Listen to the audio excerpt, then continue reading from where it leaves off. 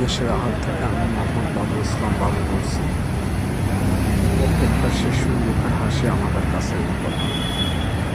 আমাদের সংগঠন চাচ্ছে এবং আমরা চেষ্টা করতেছি ঢাকা সিটিতে এবং সিটির বাইরে অন্যান্য মানুষ যারা আছে, শিশু যারা আছে, প্রত্যেকটা শিশু যাতে ভরা পেটে রাতে ঘুমাতে পারে।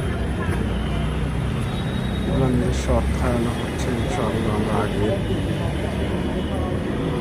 প্রত্যেকটা শিশুই আমাদের কাছে আমরা চাচ্ছি পথচারী কোনো শিশু না থাকুক, পৃথিবীটা সুন্দর হোক সব প্রযুক্তি মানুষ।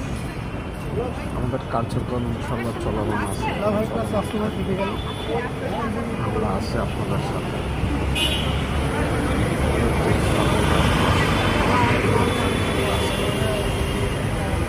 ইনশাআল্লাহ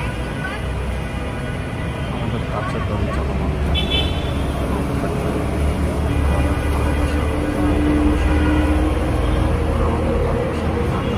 সুন্দর বাংলাদেশ করে দেওয়ার